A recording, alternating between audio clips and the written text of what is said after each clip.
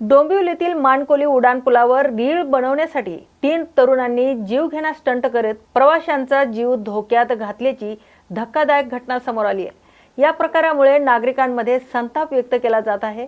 तर समोर आलेल्या व्हिडिओमध्ये दुचाकीवर मागे बसलेल्या तरुणाने चालकाचे डोळे हाताने झाकत असून तरीही चालक भरधाव वेगात दुचाकी चालवत असल्याचे दिसत आहे। यावेळी तिसरा तरुण संपूर्ण प्रकारचा व्हिडिओ शूट करत होता। लोकांच्या जीवाची पर्वा न करता केवळ सोशल मीडियासाठी हा धोकादायक प्रकार केल्याने स्पष्ट झाले। ठाणे आणि डोंबिवलीला जोडणारा मानकोली उड्डाणपूल हा काही तरुणांसाठी स्टंटचा अड्डा बनत असल्याचंही समोर येत आहे। या मार्गावर यापूर्वीही कार रेसिंगचे प्रकार घडत असल्याचीही माहिती समोर आली आहे। दरम्यान विष्णुनगर पोलीस ठाणे यांनी हा व्हिडिओ हाती लागताच तत्काळ कारवाई करत संबंधित 3 तरुणांविरोधात गुन्हा दाखल केलाय। पोलिसांकडून अशा प्रकारावर कठोर कारवाई करण्याचा इशाराही देण्यात आलाय। बाबा सिद्दीकी प्रकरणातील सुनावणी आज पुन्हा पार पडली, मात्र वेळेअभावी सुनावणी पूर्ण होऊ शकली नाही। त्यामुळे या प्रकरणाची पुढील सुनावणी आता 17 एप्रिल रोजी होणार आहे। यापूर्वी 30 तारखेला या प्रकरणात पार्ट हर्ड आर्ग्युमेंटला सुरुवात झाली होती। त्यावेळी एफआयआर मधील प्राथमिक आरोप वाचण्यात आले होते, मात्र वेळ अपुरा पडल्याने सुनावणी पुढे ढकलण्यात आली। तर आजच्या सुनावणीतही न्यायालयाच्या बोर्डावर केवळ 16 क्रमांकापर्यंतच्याच प्रकरणाची सुनावणी होऊ शकली। त्यामुळे बाबा सिद्दीकी प्रकरणाची सुनावणी पुन्हा पुढे ढकलण्यात आली। दरम्यान या प्रकरणात आरोपीच्या बाजूने ॲडव्होकेट अजिंक्य मिरगल यांच्याकडून बाजू मांडली जाते। 30 तारखेला पार्शियल आर्ग्युमेंट स्टार्ट झालं होतं, तेव्हा पण लास्ट नंबर रीच झाला होता अराउंड 5:10च्या आसपासमध्ये संध्याकाळी।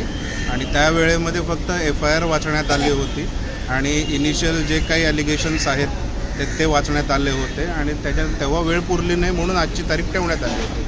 परंतु आजही 16 पर्यंतच मॅटर पोहोचले गेले आहे आणि सप्लिमेंटरी मॅटर्स पण होते किकबॅकमध्ये। त्यामुळे आज रीच झालेलं नाही आहे मॅटर, पण पुढची तारीख आता 17 एप्रिल देण्यात आलेली आहे नेक्स्ट वीकची। मागच्या वेळी जेव्हा पार्शियल आर्ग्युमेंट होतं तेव्हा नेमकं काय होतं आर्ग्युमेंटमध्ये?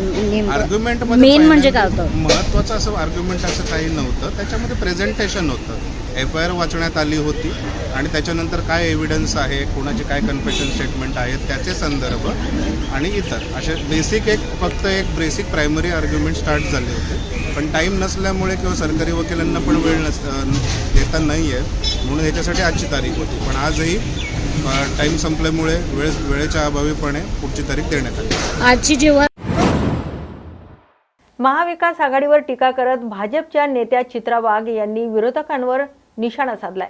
शेख चिल्लीच्या गोष्टीप्रमाणे मोठा गोंधळ निर्माण केला जातोय, मात्र प्रत्यक्षात कोणताही ठोस मुद्दा नसतोय, अशा शब्दात त्यांनी प्रतिक्रिया दिली। तर महाविकास आघाडीच्या भूमिकेवर टीका करताना चित्रा वाघ यांनी शेख चिल्ली 2.0 असा उल्लेख करत केवळ आरोप आणि गोंधळ निर्माण करण्याचा प्रयत्न होत असल्याचं म्हटलंय।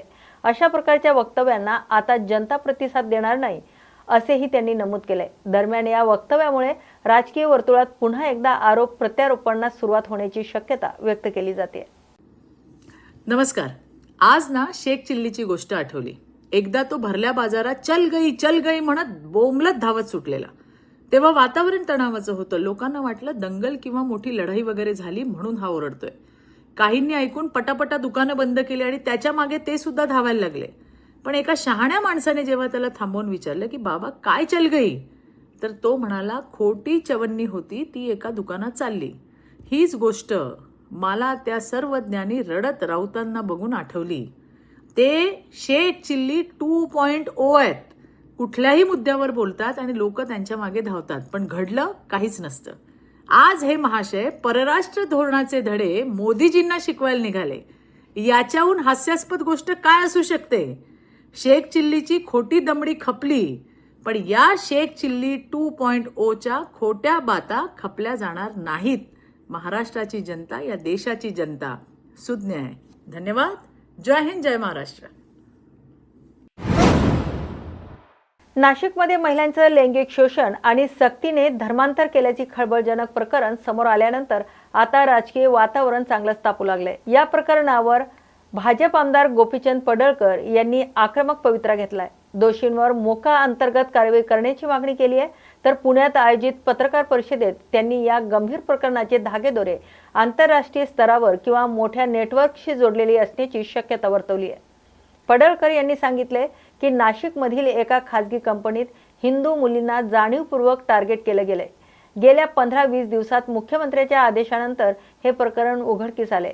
यामध्ये मुलींना कामाच्या बहाण्याने बाहेर येणं, टास्क देणं आणि त्याद्वारे संपर्क वाढवून अत्याचार करणे असे गंभीर प्रकार घडले आहेत. काही मुलींना इमॅजिक सारख्या ठिकाणी नेऊन त्यांचं शोषण करण्यात आलं असून त्यांना परदेशात विकण्याचं नियोजन असल्याचा एक खळबळजनक संशय त्यांनी व्यक्त केलाय. संबंधित कंपनीचे कार्यालय पुण्यातही असल्याचं पडळकर यांनी चिंता व्यक्त केली आहे. पुणे हे IT क्षेत्र मोठे केंद्र आहे, तर अशा प्रकारचे नेटवर्क इतर कंपन्यांमध्येही कार्यरत आहेत का?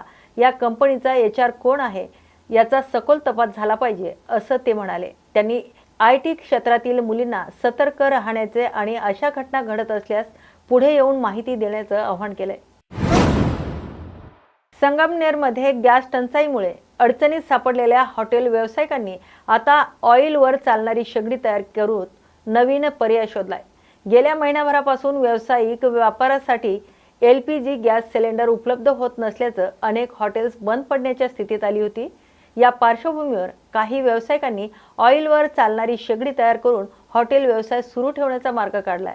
या नव्या प्रयोगामुळे व्यवसाय पुन्हा सुरू होण्यास मदत झाली असून व्यावसायिकांना दिलासा मिळाल्याचं सांगितलं जाते. दरम्यान गॅस टंचाईच्या समस्येवर कायमस्वरूपी उपाययोजना करण्याची मागणी व्यावसायिकांकडून केली जाते. नमस्कार, मी पाटणकर हॉटेल सोलपुरीराम. सध्याच्या गॅस टंचाईच्या तुटवड्यामुळे हॉटेल व्यावसायिक एक पर्याय शोधत आहे. व्यवसाय जिवंत ठेवण्यासाठी आम्ही एक ऑइल भट्टी आणली, शेगडी. ती ऑइलवर चालते. 1 लिटर ऑइलमध्ये साधारण 5 तास चालते.